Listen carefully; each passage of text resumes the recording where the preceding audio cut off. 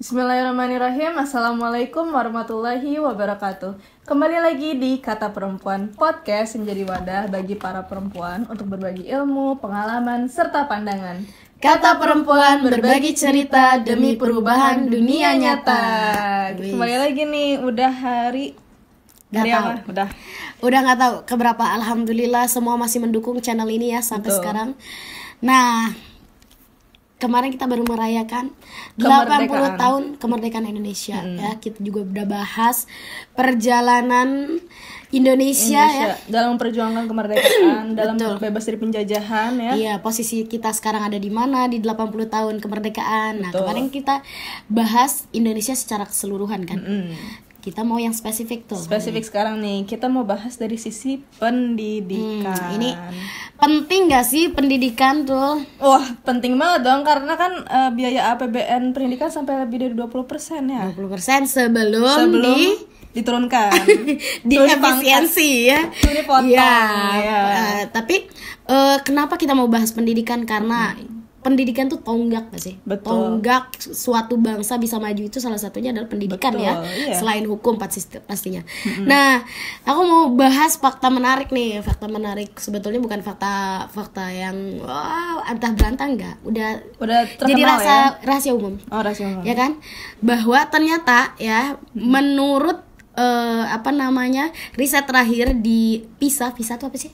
A few moments later. Program for International Student Assessment ya. Jadi ini lembaga yang menguji kualitas hasil belajar siswa. Nah, disingkatnya adalah PISA. Ya, ada tiga hal yang di assessment yang diukur. Yang pertama adalah literasi membaca. Kedua matematika. Ketiga sains. Yang paling menyedihkan ini. Literasi membaca ya. Literasi membaca kita peringkat 71 dari 81 negara. Ini laporan tahun berapa nih, Kak? Ini diliris 2023. 2023 ya, yang tapi yang terbaru yang 2025 enggak ada. Yang mudah-mudahan naik ya, kita udah peringkat 10. Terus matematika kita ada di peringkat 75 dari 81 negara, lebih merosot lagi ya. Kemudian ada sains, kita sama kayak matematika ada di peringkat 75 dari 81 negara. Itu dari hasil kualitas siswa, ya kan? Nah, tapi kalau dari sistem pendidikan ini berbeda. Beda banget. Dari sistem pendidikan, peringkat Indonesia secara global ya, dari secara global itu kita berada di 67 dari 203. Keren gak? Lumayan. Wow. Keren. Lumayan, 67 dari 203 negara. Ada yang aneh gak sih? Berarti udah menengah ke atas gak sih? Iya dong. Secara sistem kita itu ada di posisi 67 dari 203 negara. Itu jauh banget kan? Jauh banget. Tapi secara outputnya, hasilnya siswanya kok aneh banget. Kok jadi malah menengah ke bawah, 15 terendah. 15 terendah. Nah, itu kenapa? Ya kan? Pasti ada yang salah. Sedih banget. Kita mau bahas tentang serba-serbi tentang pendidikan Indonesia. Betul. Kita mau bahas sama salah satu beban negara. Kita punya bintang tamu satu beban negara. Ya Allah. Kalau menurut kita nggak beban negara ya. Kita mau kenalkan satu beban negara Indonesia mampir di podcast ini. Betul. Siapa? Betul. Panggil satu beban negara ini. Kak Wilda. Assalamualaikum Kak Wilda. Selamat datang. Bagaimana perasaannya udah jadi beban negara? Ya, sebenarnya saya belum jadi beban negara, tapi memutuskan untuk tidak jadi beban negara. Dan saya jadi guru non formal. Kita bertiga guru tapi bukan beban negara, maaf ya. Kita mencari uang sendiri, abis itu dipalak sama negara.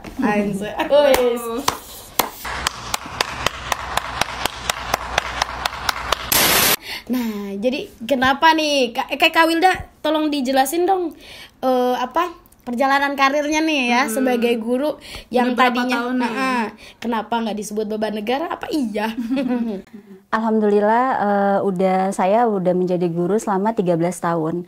Awalnya dari sekolah STM saya sempat ngajar 2 tahun di sekolah STM, terus sempat mau ikut tes PNS, cuma karena satu dan lain hal tidak mendapat izin dari suami, ya sudah akhirnya tidak melanjutkan untuk tes CPNS. Ya udah, demi kepatuhan kepada suami akhirnya memutuskan untuk ya udah tidak jadi beban negara. Betul. Terselamatkan. Ya akhirnya tidak jadi guru formal tetapi menjadi guru non formal. Di situ saya mulai buka les privat dan alhamdulillah udah berjalan sekitar, kalau yang resminya itu udah berjalan sekitar 2 tahun, tapi terjun langsung di dunia pendidikannya udah hampir 13 tahun. Jadi udah banyak mengenal anak-anak lah hampir 13 tahun ini. Luar biasa. Bidang apa tuh? Iya, bidang apa? Subjeknya apa? Kebetulan saya di matematika. Alhamdulillah. Gak bisa ngakalin duit kalau sama dia. Dia ngerti ngitung. Iya. Biasanya range umur yang Kak Wilda ajarnya biasanya usia berapa? Nah, biasanya di usia 4 tahun sampai usia sampai kelas 3. SMP kelas 3 tuh berapa tahun ya? Berarti ada yang sekitar 12-13 tahun sekitar usia segitu. Nah, kebanyakan kan ini ada kebijakan ini, mungkin kalian pernah dengar ya, kalau anak TK tidak boleh diajarkan membaca, kayak gitu. Ya, tapi kenyataan di lapangannya anak SD, materi anak SD justru sudah sulit dengan pertanyaan esai, dengan pertanyaan yang membutuhkan analisa itu di kelas 1 SD. Tapi di TK kita tidak boleh belajar baca, tidak ada beban untuk anak usia pra SD atau usia TK untuk belajar membaca. Nah, kenapa tuh, apa maksudnya alasan dibalik kebijakan itu ada? Nah, mungkin ada dari berbagai sisi ya, salah satunya sisi psikologis anak mungkin, supaya anak tidak terbebani dengan belajar membaca karena mungkin usianya masih usia bermain.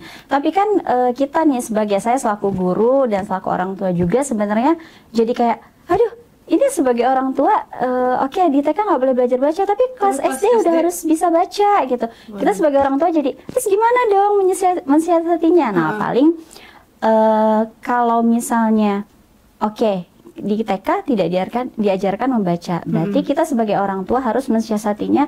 Kita harus tahu nih, SD itu masuk usia 7 tahun. Kemudian TK itu kan 4 sampai 5 tahun, 5 sampai 6 tahun ya. Nah, oke lah kalau 4 sampai 5 tahun memang masa usianya bermain. Nah, usia 5 sampai 6 tahun jangan sampai orang tua lalai. Jadi menganggap, kadang kita ya, termasuk saya sendiri, orang tua udahlah nggak boleh diajarin baca, nggak apa-apa, emang belum waktunya membaca. Tapi padahal tidak seperti itu. Jadi kita harus 5 sampai 6 tahun itu kita mulai belajar membaca, tapi dengan cara yang tidak membebani si anak. Kan sekarang banyak tuh metode-metode interaktif, terus mengenalkan huruf dengan cara yang menyenangkan. Kalaupun misalnya kita sebagai orang tua nggak bisa di rumah untuk ngajarin anak membaca dengan metode-metode tersebut, sekarang udah banyak kok bimbel-bimbel yang jadi solusinya bimbel ya? Iya, benar. Jadi salah satunya bimbelku datang. Solusinya bimbel. Ini untuk mungkin bagi yang orang tua sibuk, yang waktunya kurang, dan mungkin ada juga yang tidak mampu atau tidak mengerti strategi mengajarkan anak membaca, ya mungkin bisa kayak gitu. Jadi jangan sampai terlena lah. Pengalaman ya, saya juga 2 tahun ini ngajar baca anak calistung ya. Ya karena itu tadi mengambil celah nih kalau dari segi guru dan sekaligus bisnisnya di bidang pendidikan. Itu celah perintis. Ya itu celah nih buat ngajarin baca. Nah, dari pengalaman itu memang anak tuh umur 5-6 tuh memang belum siap baca. Diajarin tuh mau kita dengan cara seru pun lama belajarnya. Tapi dia seketika umur 6 tahun mau ke 7 tahun kayaknya dia mulai matang di pikirannya. Itu masuk huruf tuh cepet. Jadi memang makanya mungkin riset itu sejalan ya dengan kenapa anak dilarang baca di TK karena memang kesiapan mental dan psikisnya, kognitifnya anak juga belum siap. Nah, tapi memang betul kata Kak Wilda, ini masalah nggak sinkron antara kebijakan yang larangan membaca, tapi di SD itu terlalu berat materinya, panjang. Jawabannya udah benar esai. Jawabannya udah esai ya. Jadi ada pertanyaan anak kelas 1 SD, tuliskan pengamalan sila Pancasila kelima. Kalau anak yang itu kelas 1 pengamalan itu kadang anak kecil aja pengamalan apa untuk anak kelas 1 terlalu abstrak bahasanya. Kayak gitu. Nanti lama-lama tuh bahasanya pengejauhan tahan nanti. Nah, gimana itu Perlu anak diaudit yang bikin mau modulnya. bisa ngejawab yang membutuhkan analisa. Mungkin menurut kita itu analisa sederhana, tapi menurut usia mereka itu apa itu pengamalan? Kalau mereka nggak paham, apalagi kalau mereka belum bisa baca. Ya, jadi paling nih kita sebagai orang tua maupun guru ya, kalaupun memang dari pihak pendidikan atasnya nggak boleh belajar membaca, ya udah kita mau nggak mau kan harus menuruti ya. Tapi setidaknya kita membuat menyuri star gitu, supaya jadi harus inisiatif. iya itu jadi harus inisiatif. Makanya orang tuanya harus Jangan nggak peduli lah ya, sama perkembangan anak ya. iya. Karena ada beberapa kasus yang saya alami. Ada anak-anak yang datang ke bimbel, mereka udah kelas 1 SD, tapi mengenal kayak mengeja pun belum bisa, mengenal satu kata pun belum bisa. Dan orang tuanya itu sadar ketika anak sudah didaftarkan ke kelas 1. Mungkin karena dengan suatu hal orang tuanya sibuk dan lain hal, sehingga menganggap mungkin di TK sudah belajar semaksimal mungkin, tapi pas ketika ingin daftar kelas 1 dia baru tahu, oh ternyata anak saya belum bisa baca. Akhirnya dikejar tuh. Nah, itu jadi beban tuh buat si anak itu. Jadi makanya sebenarnya peran orang tua sih di sini. Tapi aku setuju sih ya, harusnya memang masa TK itu masa bermain. Sebetulnya bukan bermain full tanpa bermain. tujuan. Iya. Sebetulnya bermainnya di TK itu dia mengasah kognitifnya anak sebetulnya. Mengasah motorik, sebenarnya bagus. Jadi Cuman bermainnya ada pembelajaran Betul. yang diselipkan. Nah, cuman masalahnya yang nggak nyambungnya itu adalah perpindahan dari TK ke SD. Langsung jomplang gitu, langsung Iya, ekstrim gitu. harusnya pemerintah menyiapkan SD kelas 1 itu persiapan mereka belajar membaca. Iya. Kalau mau sinkron sama kebijakan Kebijakan. sosialnya. Balik lagi ke zaman dulu ya. Zaman dulu kita itu ya mungkin nggak ini Budi itu Bapak Budi nggak gitu, tapi belajar dulu membaca calistung yang dasar gitu loh. Iya. Baru nanti mulai belajar pemahaman. Saya kan ngajarin calistung itu sebetulnya anak itu cukup 6 bulan sampai dia memahami cara membaca kalimat, makna dalam satu kalimat gitu loh. Wilda pernah megang anak yang dari 0, dia sama sekali nggak kenal huruf ya. Posisinya itu udah kelas 1 SD. Kelas 1 SD udah berjalan, terus dia udah 7 tahun dan memang dari segi kognitifnya udah matang. 3 bulan lancar. Iya. Apalagi kalau anak 1 SD itu memang lebih cepat belajar bacanya karena kan mereka sudah matang. Kalau cobain ngajar anak TK 4 tahun, ibunya maksa mau belajar baca. Nggak bisa. Biasanya aku tolak. Minimal 5 aja. Kalau 5 tahun, ibunya aku bilang gini, tujuannya apa? Langsung mau bisa baca, aku gak garansi bisa. Jadi pelan-pelan. Kalau 6 masih bisa.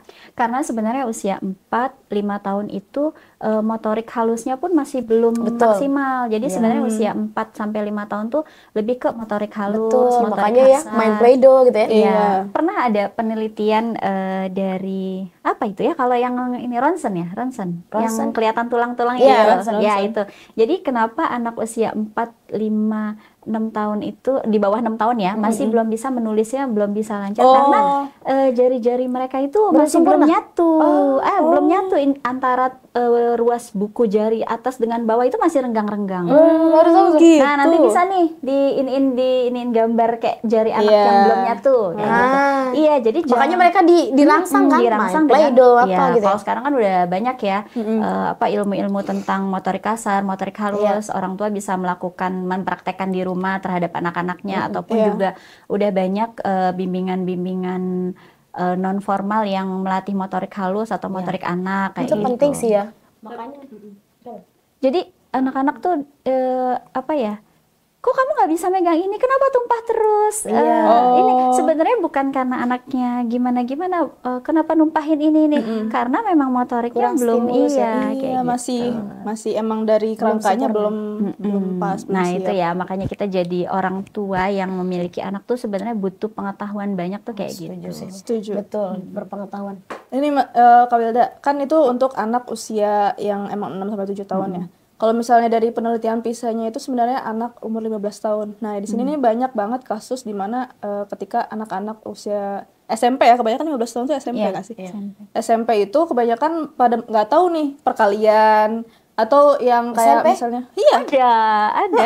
banyak di TikTok Benar-benar. tuh misalnya ada yang wawancara nanya misalnya 21 kali 5 berapa, itu cara perkalian kayak gitu nggak tahu, padahal itu Logikanya nggak nyambung di dia ya. iya, terus juga misalnya provinsi di Indonesia ada berapa, itu pada masih blank gitu. Padahal itu Oh, pengetahuan makanya nggak dasar ya. aneh ya tadi hasil penelitian Pisahnya PISA kayak kita gitu. ke 71 dari 81. Nggak usah jauh-jauh Kak. Di Bimbel Wilda sendiri saya ada 1-2 murid yang posisinya mereka udah kelas 7 ya, berarti kelas 1 SMP. Pas ketika datang itu di pretest kan ya, perkalian pun belum bisa. Jadi gimana kita mau ngajarin variabel x kuadrat y kuadrat iya. tapi Dasarnya aja perkalian belum aja bisa.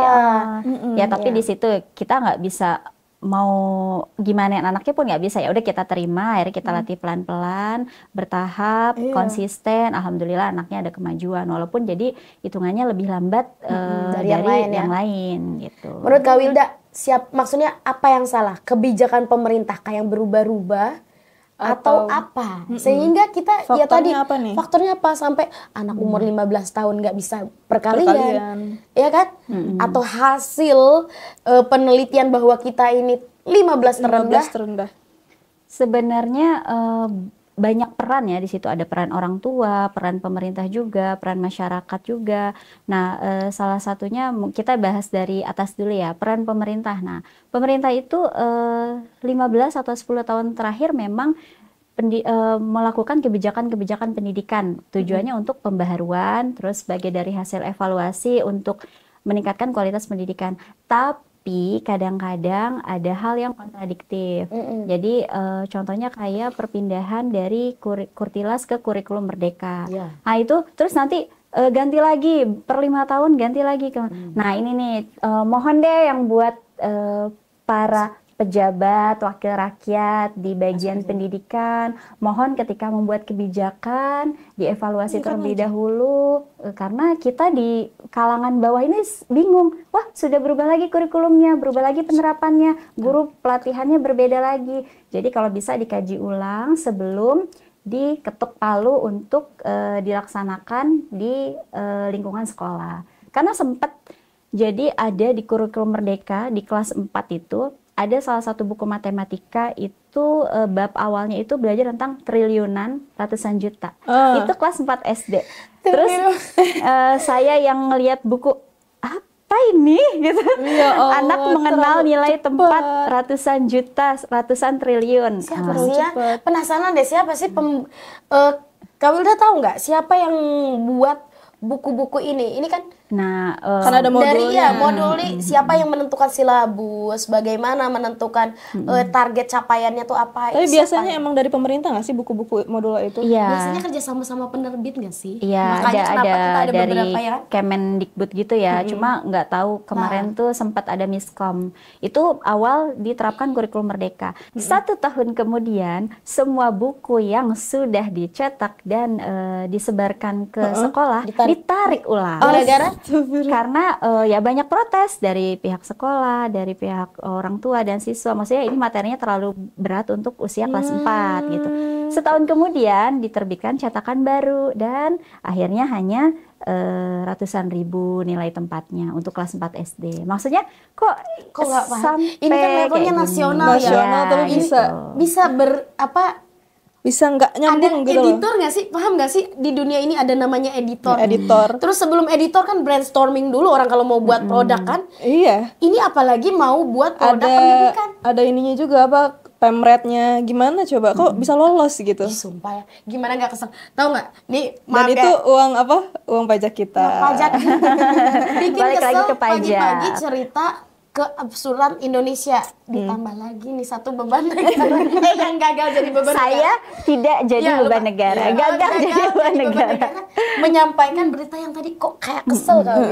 Kok bisa sih orang tuh Iya. apa namanya? Pemerintah ini loh. Nggak kompeten. tidak teliti itu Nggak kompeten. tidak kompeten kok bisa ya. Mungkin sebenarnya yang berkecimpung di atas ya, mereka semuanya kompeten, cuma nggak tahu ada hal yang loss apa sehingga ketika terjun di lapangan tidak dievaluasi sehingga ada penarikan ulang dan segala macam ya gitu. Wah, itu butuh evaluasi dari pihak atas karena itu bukan ranah saya untuk mengkritisi itu ya. Boleh Rana, sebagai sipil, sebagai warga negara boleh banget sipil. tidak ada Rana. Iya. Ngomong-ngomong, walaupun apapun ya kebijakan pendidikan, hukum atau apapun itu semua bisa bagus. Tapi kalau sampai ke bawah nggak ada Pengawasan. nggak akan bagus. Termasuk itu tadi ya. Ya, jadi intinya di pengawasan ketika ada kebijakan diterapkan, kemudian dilaksanakan, butuh pengawasan supaya tidak loss ketika di lapangan. Akhirnya jadi bancakan fulus hasil buat masukkan uang pribadi. Itu bayangin kerugian pastilah. Kerugian siapa ya yang Indonesia. mengeluarkan bos? Maksudnya udah mencetak ratusan Makanya, ribu banyak buku, banget. terus ditarik ulang, ditarik dicetak ulang. Itu kan dengan uang, itu Iya. satu buku itu nggak murah. Nah, makanya Kertasnya nggak itu murah. perlu dipenjarakan sih kalau menurut aku. Atau perlu dibuatkan produk hukum nih buat orang-orang yang menyepelekan Malpraktek ya istilahnya. Nah, kalau di Malpraktek kesehatan kebijakan. malpraktek itu juga bisa dikatakan malpraktek Iya. nggak sih? Karena ada produk yang gagal yang merugikan keuangan negara nggak sih? Betul. Tapi alhamdulillahnya ya mungkin banyak evaluasi dari pihak atas. Jadi kesini-sini ada banyak pelatihan guru, terus kemudian modul-modul juga diperbaiki ya. Udah mulai berjalan sesuai kebijakan yang ditargetkan. Alhamdulillah itu mungkin karena awal perpindahan kurikulum ya. Ganti menteri, ganti kurikulum. Gitu. Ya, kenapa harus gitu ya? Padahal maksudnya diintegrasikan aja gitu atau diperbarui aja, nggak usah bener-bener ganti gitu kan harusnya. Kan pembaharuan. Pembaharuan. Dengan supaya ada pembaharuan. Gitu. Ya, oke. Itu apa namanya? Memang tapi guru juga nggak semua guru bisa buat soal itu yang bagus sih. Soal ini bahasa Inggris ya. Aku tuh kenapa bukan nyombong ya. Anak-anak muridku yang ada di kursusku tuh kalau di kursusanku itu 80 misalnya, tapi rata-rata bagus ya. Itu misalnya ada anak yang katakan susah dia belajarnya. Oh, aku nggak bisa nih bahasa Inggris susah. Itu di SD-nya, di sekolahnya itu dapat 100. Kenapa? Karena soalnya segampang itu cuman kayak Iya, standarnya iya, beda-beda. apa bahasa Inggrisnya buku itu gampang banget. Sementara di kursusan itu kan dia benar-benar apa ya? Apa istilah soal tuh kalau dia tuh harus yang astagfirullah apa Uji namanya? soal. Bukan soalnya tuh harus yang ngasah otak gitu loh. Apa ya? Analisis. Analisis harus Analis. basisnya analisis. Jadi nggak cuman apa bahasa Iya, Inggrisnya iya. ini. Itu kan gampang. Makanya mereka dapat 100. Sementara di kursusan atau dengan apalagi pakai misalnya kurikulum luar ya kayak di tempat saya tuh Cambridge punya. Itu dia belajar menyusun kalimat, membuat kalimat dari situ mentransformasikan menjadi bentuk pertanyaan, kemudian bagaimana cara jawabnya, bagaimana membentuk checking question. Jadi sudah kompleks gitu Nah, loh. makanya di situ kan dibutuhin peran guru kan. Peran guru yang kreatif, yang kompeten supaya menghasilkan output yang bagus. Tadi balik lagi ke apa? Outputnya yang Yang gagal kita outputnya 71 dari gagal. 81 ya. Mungkin dalam pelaksanaan kayak gitunya itu. Iya.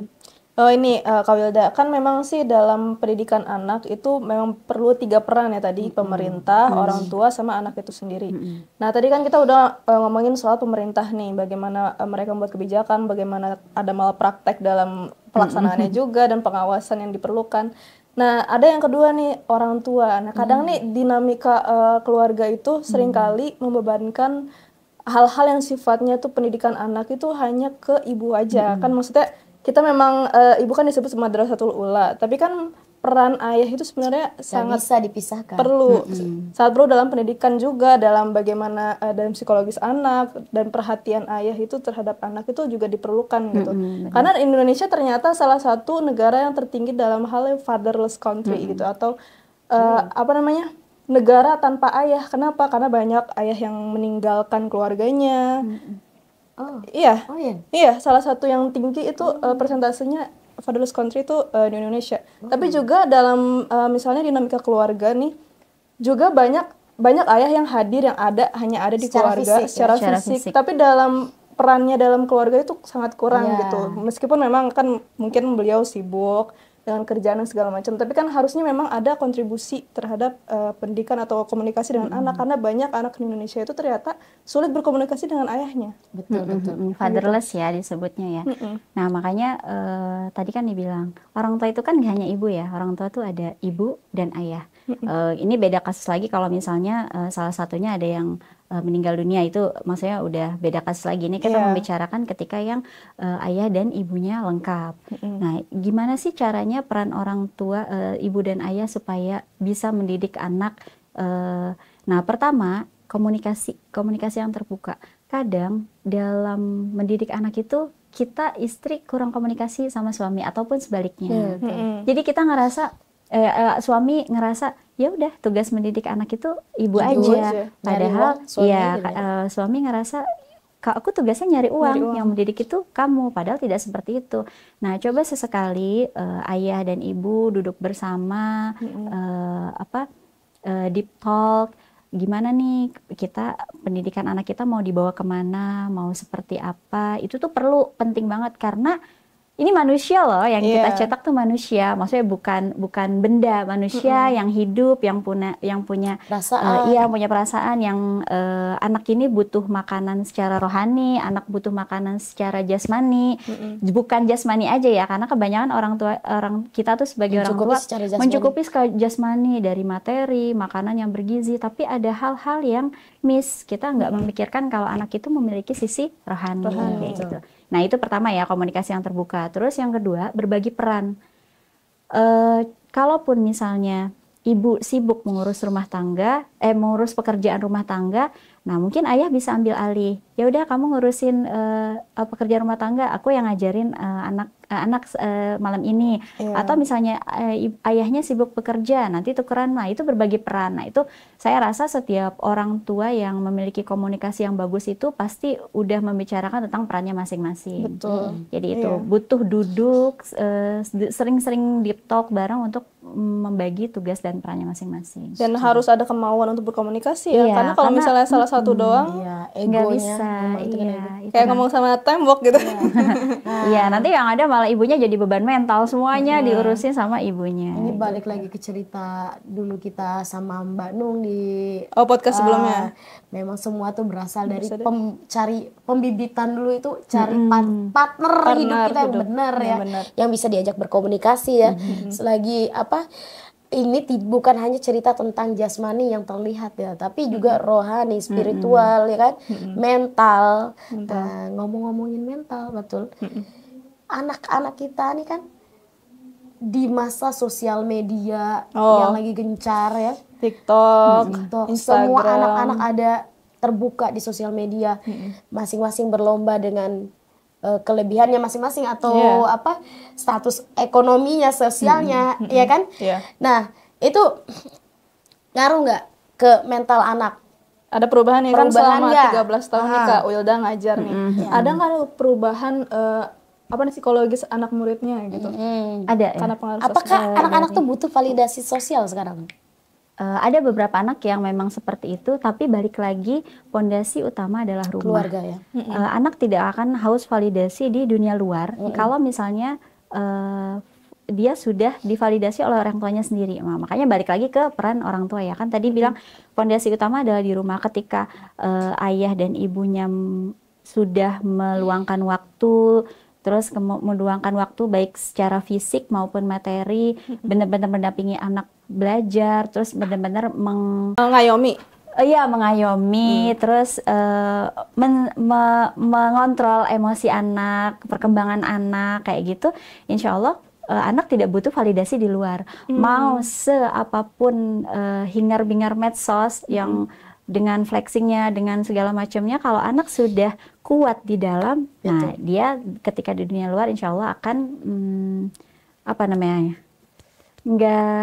tidak akan gampang terpengaruh gitu. Jadi balik lagi ke ini. Terus kalau misalnya di rumahnya kurang mendukung, terus sehingga dia butuh validasi di luar. Ya sebenarnya sih nggak masalah ya, kayak lihat medsos apa segala macam. Nah gitu kita juga butuh orang tua tuh butuh mengarahkan, kalaupun ngelihat medsos apa segala macam, diarahkan yang positif, dibatasi kayak gitu waktu untuk bermain medsosnya gitu. Banyak kepikiran ini loh, berbagi peran antara negara ya, diwakili sekolah-sekolah dengan orang tua. Jadi misalnya gini, negara dengan kebijakannya itu, dia sepertinya juga mungkin membentuk kurikulum yang tepat biar anak itu sehat secara mental, juga cerdas secara kognitif ya. Itu kayaknya mungkin agak susah. Mungkin andai kata, apakah bisakah seperti ini aja? Negara diwakili dengan pemerintah, dengan sekolahnya, membuat kecerdasan kognitif, membangun gimana anak ini cerdas secara kognitif maupun spiritual misalnya. Tapi ketika mental tetap harus ada peranan orang tua. Jadi ini benteng utamanya di orang tua. Orang tua nggak ikut-ikutan tuh masalah kepintaran anak yang lain. Mungkin nggak begitu? Sebenarnya kalau untuk di beberapa sekolah yang bagus, yang berkualitas, udah menerapkan itu Kak, dengan adanya parenting rutin. Nah, salah satu contohnya saya ada murid suka ngelihat kegiatan sekolah yang sekolah swasta sih, memang ya rata-rata kan memang sekolah swasta ya, yang itu. Jadi mereka tuh sampai ada kayak pertemuan antara anak hari ayah kayak gitu, pertemuan antara satu hari itu bersama ayah. Nah itu untuk meminimalisir fatherless itu. Jadi jangan hanya ibu yang hadir ketika pertemuan orang tua, itu ada satu hari di mana ayah tuh wajib hadir. Kayak gitu. Jadi sesibuk apapun itu mau nggak mau, ketika yang nggak hadir nanti dikasih SP. Ada orang tua. Iya, jadi kasih poin. Kayak gitu. Ada satu sekolah yang saya tuh, ini hebat nih. Gitu. Kenapa jadi, ya negeri tidak mencontek aja ya? Kalau bagus kan kenapa enggak? Ada satu sekolah yang kayak gitu. Kayak dulu pernah jadi beban negara selama 1 semester. Itu kan kerja ngajar di sekolah swasta. Emang kalau swasta itu seru gitu. Ada market day, ada segala rupa. Nah, market day sudah mulai tuh diimpor ke sama ke Indonesia. Negeri. Sudah mulai nih ada P5 isinya apa namanya tadi? Market day. Jadi anak belajar berwirausaha. Itu ide bagus tuh, kenapa enggak kalau yang berkaitan dengan mental? Kalau swasta bisa buat, kenapa negeri nggak bisa buat? Ada di beberapa sekolah swasta yang mereka menggunakan istilah pendidikan karakter. Nah, ya, jadi dengan pembiasaan sebelum mulai belajar, sebelum masuk ke materi-materi akademik, ada pembiasaan sehari-hari. Salah satu contohnya di sekolah anak saya itu kan selama ini kan kita taunya orang tua sekolah belajar. Nah, salah satu sekolah anak saya itu menerapkan pembiasaan setiap pagi. Yang sangat menarik itu ada di hari Selasa ya. Kalau Selasa itu ada literasi. Jadi disediakan waktu 20 menit anak bersama membaca di lapangan. Nah, mungkin awal-awal anak kayak ya cuma megang buku gitu. Nah, bayangin selama 3 tahun seminggu sekali, berarti kan sebulan 4 kali ya. Anak mau nggak mau harus mengikuti peraturan membaca bersama di lapangan. Yang awalnya hanya megang buku, cuma buka-buka, lama-lama kan jadi tertarik akhirnya membaca buku. Ini negeri, kayak gitu. Ini negeri. Swasta. Mereka kayak swasta. Sekolah anak saya swasta. Nah, itu dan random, guru itu akan random maju ke depan, silakan membuat kesimpulan dari apa yang kalian baca. Mungkin kelihatannya sepele, tapi itu bakalan membekas di mereka betapa pentingnya budaya membaca. Itu kayak gitu. Dulu waktu aku masih SMA, ada guru bercerita bahwa ada satu sekolahan, setiap pagi anak itu dikasih waktu 30 menit untuk baca. Baca apa aja terserah. Udah tahu begitu, kenapa nggak diterapin ya? Iya. Padahal kan bagus ya. Betul tadi kata kamu. Dan mungkin awal-awal anak-anak ya lah ngelihat pegang dulu bukunya ya kan. Tapi lama-lama karena lama-lama coba deh apa isinya ya kan. Tapi ini juga bisa memperbaiki apa istilah yang sekarang modern ini brain rot. Brain rot. Memperbaiki brain rot. Kenapa? Maksudnya kenapa ada istilah brain rot? Terus kenapa yang jadi concern utama anak-anak kecil zaman sekarang itu adalah mereka attention span-nya itu sangat pendek gitu. Karena Gara-gara mereka terbiasa short-short ini salah satunya ya. short gitu. Jadi mereka terbiasa dengan pemikiran-pemikiran instan. Mereka nggak terbiasa dengan segala sesuatu itu butuh proses, butuh tahapan, butuh pembentukan untuk mencapai hasil yang maksimal kayak gitu. Iya, maksudnya kan kayak membaca buku itu kan suatu proses yang panjang gitu kan. Buku itu kan tebal dan maksudnya bisa dihabiskan dalam waktu berjam-jam gitu, bahkan berhari-hari gitu kan. Nah ini sih yang hilang, yang sepertinya ruhiyah dari dunia pendidikan kita tuh hilang kayak gitu. Kebanyakan sekarang anak-anak belajar untuk mendapat apa? Peringkat, ranking, mau apapun caranya dengan mencontek apa segala macam gitu. Nah kita sebagai guru, PR kita nih, saya juga nih PR, menyadarkan bahwa hasil itu bukanlah nilai akhir.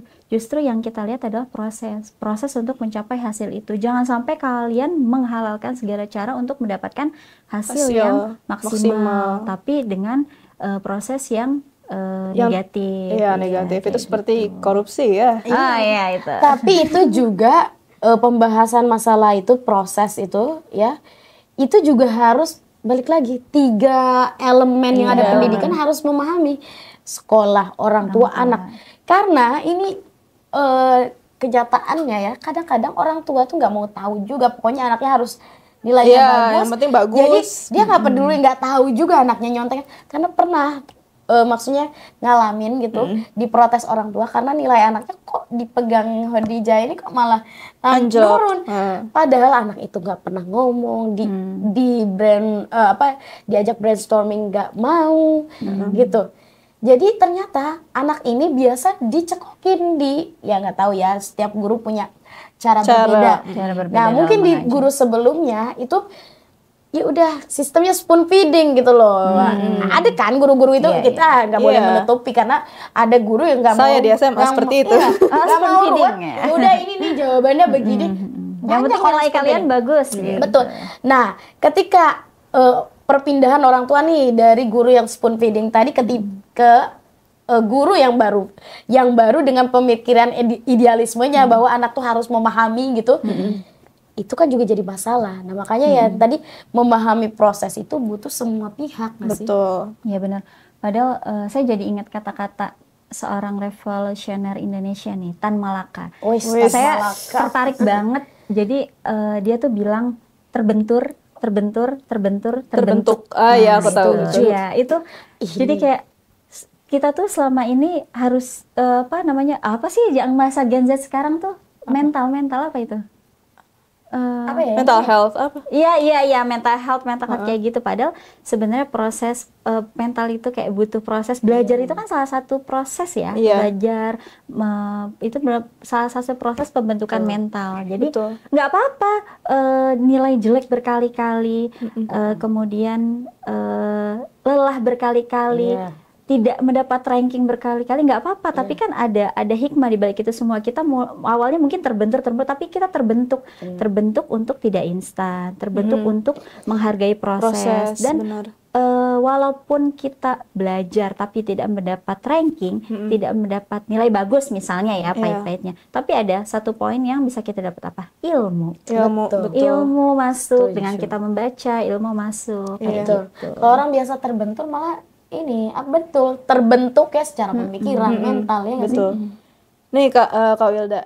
Nah ini juga banyak nih ada quotes atau ungkapan gitu ya. Kalau misalnya Indonesia itu nggak butuh orang pinter. Ada ungkapan Indonesia nggak butuh orang pinter. Indonesia butuh orang yang jujur. Karena orang pinter itu udah banyak, tapi kenapa praktik korupsi masih ada di mana-mana gitu kan? Terus juga praktik suap, praktik KKN semuanya itu masih banyak gitu. Jadi sebenarnya padahal orang pinternya banyak. Nah, ini yang jadi polemik sebenarnya, yang mana nih yang lebih penting, pendidikan secara akademik atau pendidikan agama? Saya ini salah satunya adalah guru yang mengajar pendidikan agama juga ya, belajar mengaji buat agama Islam gitu kan. Tapi juga secara akhlak Rasul atau akhlak orang-orang suci lainnya gitu kan. Nah banyak ini kan banyak nih murid-murid itu berbeda-beda. Ada satu yang orang tuanya tuh ya udah yang penting belajar gitu, yang penting masuk gitu kan. Tapi akhlak mah ya udah nggak diterapkan juga di rumah gitu. Nah mana nih menurut Kak Wilda yang lebih penting, akademik atau agama atau apa yang harus kita lakukan ini, apakah harus seimbang antara satu dengan yang lain? Balik lagi ke yang tadi obrolan kita sebelumnya ya, manusia itu kan terdiri dua ya, rohani dan jasmani. Nah, mungkin pendidikan akademik itu untuk jasmani kita. Nah, pendidikan agama itu untuk rohani kita. Jadi jangan jasmani terus yang dikasih makan, nanti rohaninya jadi kosong. Nah, sebenarnya nggak ada yang lebih penting. Keduanya itu penting karena dua hal, poin pendidikan akademik dan poin pendidikan agama itu merupakan satu kesatuan yang harus seimbang kayak gitu. Akademik untuk apa sih? Akademik itu kan untuk peluang karir masa depan, terus untuk pengetahuan, berpikir kritis seseorang. Terus agama itu untuk apa? Nah, agama itu untuk mengatur agar kita tidak keluar dari jalur-jalur yang sudah dikasih oleh Allah kayak gitu. Jadi kan ada perlu, maksudnya perlu keseimbangan antara pendidikan akademik dan pendidikan agama. Nah, masalah ini Kak Wilda, prakteknya di Indonesia, utamanya aku ngerasain sekolah negeri, aku ngerasain sekolah swasta, aku juga ngerasain sekolah yang Islami gitu ya. Ada beberapa sekolah itu, kalau misalnya di sekolah negeri, sayangnya guru agama ini dianggap sebagai guru yang maksudnya bukan salah satu pendidikan yang paling penting gitu ya. Jadi yang paling penting itu ada bahasa Indonesia, bahasa Inggris, matematika, terus IPA atau IPS gitu kan. Nah, pelajaran agama ini kayak pelajaran tambahan gitu kan. Dan karena itu juga mungkin yang menjadikan guru-guru agama di sekolah itu kadang adanya cuman, jadi dulu ada guru aku yang dia itu cuman ngajarin, oke, buka Al-Quran ayat sekian, baca, tulis ayatnya pakai bahasa Arab, terus tulis artinya, habis itu udah pulang. Gitu doang. Jadi belajar agamanya belajar konsep tadi, memahami. Jadi bentuknya hafalan. Itulah kenapa Indonesia gagal tuh, karena bentuknya hafalan nggak sih? Iya. Padahal sebenarnya kalau dikaji lebih dalam, pendidikan agama di dunia sekolah tuh benar-benar kayak ngasih pondasi ke anak-anak untuk gimana dia menghadapi kehidupan untuk kedepannya gitu. Harusnya begitu kan. Pernah nggak sih kita ngerasa kita sukses di dunia karir? Terus kemudian keluarga baik-baik aja, tapi ada satu hal yang ada di mana saat-saat kita tuh kayak ngerasa sesuatu yang hilang atau hampa. Nah, itu sebenarnya ada bagian rohani kita yang mungkin kurang terisi. Pernah nggak? Kita semua pasti pernah ngerasa kayak gitu. Tapi ketika kita mendekatkan diri pada Allah, terus kemudian sujud, itu bakalan kerasa tenang. Nah, bagian-bagian itu yang nggak kita dapat di pendidikan akademik. Betul. Gitu. Makanya perlu keseimbangan nih. Ya. Memang dia harus seimbang. Ada kan quote-nya tuh, beberapa tokoh dunia ya, menunjukkan bahwa pendidikan agama dan akademik itu harus seimbang. Nah, kalau kata Albert Einstein itu, ilmu tanpa agama itu lumpuh. Iya. Kalau agama tanpa ilmu itu buta. Oh iya. Artinya harus ada keseimbangan antara ilmu dunia juga dengan ilmu akhirat. Gitu. Ya, jadi agama tuh the way of life ya. Iya. Betul. Gitu. Wah, luar biasa obrolan kita hari ini ya. Seru ya. Seru banget. Ya, ini obrolan para calon obrolan bukan beban negara, bukan tapi yang beban dibebani negara. kebijakan negara. Bisa nggak sih orang tuh, yang kemarin nih ngomong-ngomong ya terakhir nih, nggak apa-apa ngomel dikit sebagai, jangan takut lah, kita nih negara demokrasi, boleh kok ngomong. Kita tuh sangat dibebani oleh kebijakan-kebijakan negara. Kemarin ketika Ibu Sri Mulyani Menteri Keuangan, emang harus gitu seluruh gaji guru tuh dengan uang negara kan bisa juga partisipasi masyarakat. Kita sudah berpartisipasi loh. Bahkan kita beli kentang goreng aja ada partisipasi kita dipajakin loh 12%. Beli kentang goreng, katanya Kak Wilda pernah beli kentang goreng satunya 15.000, ada beli pajaknya, ada PPN 30.000, tapi bayar 33.000, ada PPN kan? Iya, ada PPN. Masih itu jajan yang 15.000 nggak berasa kalau yang 15.000, coba kalau jajannya ratusan ribu berasa banget. Berapa pajaknya? Coba kalau 12%. Jangan kan gitu. Misalnya Kak Wilda tiap minggu beli kentang goreng dalam 1 minggu tuh 33.000 nih. Kan ada 3.000 bayar. Dikalikan aja setahun gimana? Udah berapa? Ya sudah, hasil kentang goreng kita ini kasihin buat guru. Pejabat-pejabat di atas itu tanpa guru Anda bisa apa? Iya kan? Bener. Iya dong. Jangan sampai Anda tuh nggak berkah ilmunya gitu loh. Kalau misalnya menganggap peran guru tuh kecil gitu. Nah, sebagai guru juga ya, karena kita itu adalah tombak ya untuk menghasilkan generasi-generasi gitu. Juga perbaiki diri guru-guru, kita juga harus tidak menutup mata loh. Iya, Guru itu benar. mau kebijakannya berubah-ubah, tapi dianya tetap aja slow gitu. Nggak berubah. Makanya kan banyak pelatihan-pelatihan guru ya. Ya, tapi hasilnya ujungnya apa? Untuk minta maaf banget ya, tapi kebanyakan untuk mencari sertifikasi guru, bukan mengecilkan peran guru-guru, tapi memang masih banyak. Karena apalagi yang sepuh-sepuh mungkin kan udah capek juga ya. Iya. Itu jadi upgrade dirinya tuh bukan untuk pendidikan, untuk value dirinya, value-nya tapi bukan, untuk tapi mendapatkan ya secari kertas. Ya walaupun itu juga manusiawi, kita juga guru tuh wajar karena terlalu kecil banget ya. Jadi wajar mengejar sertifikasi walaupun uangnya juga nggak seberapa. Tapi maksudnya juga dibarengi dengan perbaikan kualitas gitu. Ya nggak sih? Mau berubah kebijakan berganti-ganti. Sebenarnya kalau kurikulum Merdeka tuh menurut aku bagus kok. Bagus Itu tuh mengajarkan orang untuk berpikir, anak guru ya kan.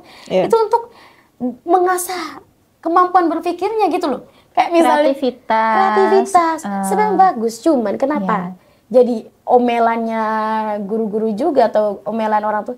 Karena kita tuh terbiasa di zona nyaman. Kita nggak mau berpikir lebih, nggak mau berpikir kreatif, ya kan? Ya benar. Benar nggak sih? Itu guru ya. Berarti kita garis bawahi nih, guru itu juga harus selalu mengupgrade diri. Betul. Semua pihak. Guru. Nah, tadi kan balik lagi orang tua. Nah, saya ngalamin ya. Saya sebagai orang tua ternyata saya pikir dulu menjadi orang tua tuh ya udah tinggal mendidik anak ya. Ternyata kita sebagai orang tua tuh juga harus terus belajar. Dan belajar itu banyak hal yang harus kita pelajari. Belajar tentang psikologi anak, terus kemudian belajar tentang emosi kita pribadi sebagai orang tua, selain belajar juga tentang pendidikan-pendidikan yang sedang update untuk supaya kita bisa mendidik anak kita kayak gitu. Jadi di situ selain guru juga mengupgrade diri, kita juga sebagai orang tua, ayah, ibu untuk selalu mengupgrade diri. Jadi sebenarnya benar dibilang pepatah belajar itu mulai dari lahir sampai ke liang lahat. Oh iya. Ya, itu benar.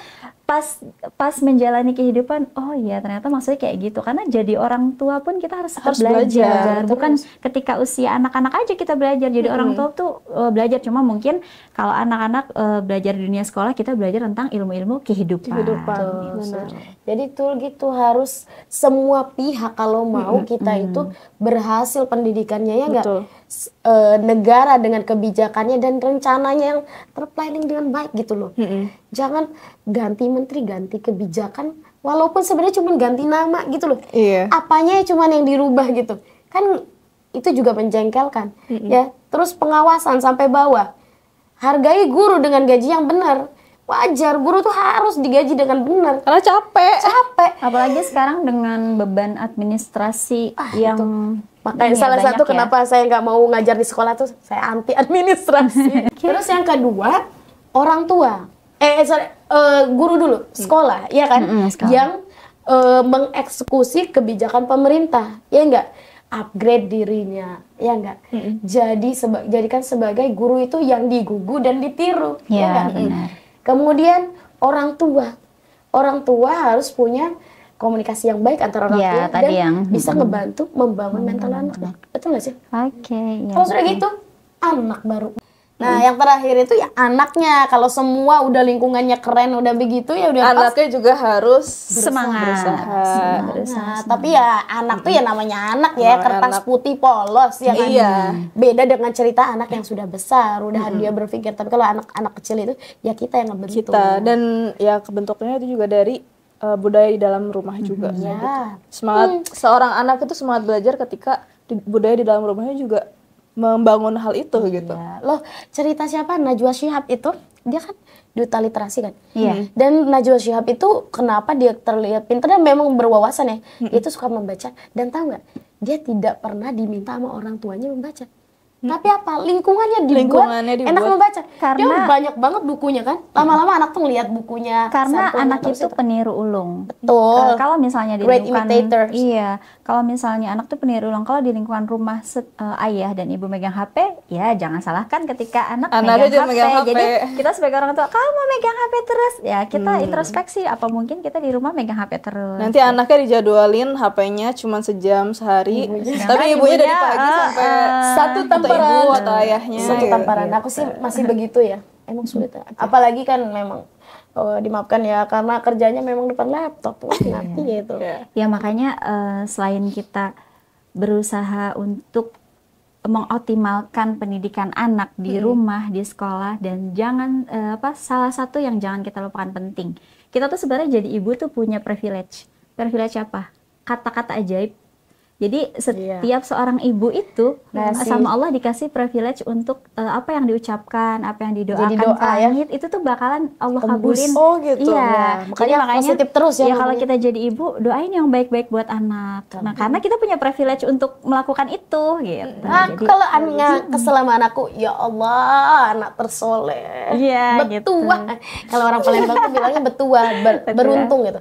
Betua kau padahal gondok kan gitu. Jadi doakan yang baik-baik buat anak supaya memudahkan dia untuk menjadi orang yang soleh, yang sukses baik di dunia dan di akhirat. Itu ya. Jadi para ibu-ibu silakan gunakan privilege kalian karena kita nih sebagai ibu sama Allah udah dikasih satu privilege dengan mengungkapkan kata-kata ajaib berupa doa ibu.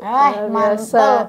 Penutup yang sangat luar biasa ya. Tolong share ya please. Ini bagus banget. Ini banyak banget. Oh my god. Ini banyak banget Kepedeannya bagus kan? Ini banyak banget klipnya ini pasti. Iya, keren banget. Daging semua ya. Padat daging. Ini aku ada 10 klip nanti kayaknya. Oh, mantap. Editor, siap bekerja. Wah, mantap lah. Pokoknya mudah-mudahan konten ini bisa bermanfaat bagi audiens, bermanfaat bagi pemerintah, bermanfaat bagi ayah, bermanfaat bagi ibu, bermanfaat bagi anak-anak dan juga kita sendiri. Pokoknya jangan lupa di-share Betul. ya. Kalau kalian merasa ini konten bagus nih, bermanfaat, coba di-share sebanyak-banyaknya ke keluarga, ke teman, share di status atau apapun itu. Ya nggak? Jadi amal jariah kebaikan. Ih, bener. Ingat ya, amal jariah. Lumayan. Lumayan tuh. Kalau pakai kata-kata amal jariah tuh mungkin agak semangat orang. Iya. Jadi amal jariah itu ternyata nggak berupa harta aja ya. Jadi amal jariah itu bisa berupa kebaikan. Gratis loh amal jariah yang gratis. Luar biasa. Insya Allah habis ini subscriber nambah. Oke, terima kasih Kak Wilda yang nggak jadi beban negara. Iya, sama-sama. Di podcast kita hari ini. Terima kasih juga buat para host yang sudah menyempatkan waktunya untuk mendampingi saya. Apalah aku tanpa kalian. Langsung. Terima kasih untuk semuanya ya. Jangan lupa di like, comment, dan subscribe. Bye bye. Assalamualaikum warahmatullahi wabarakatuh.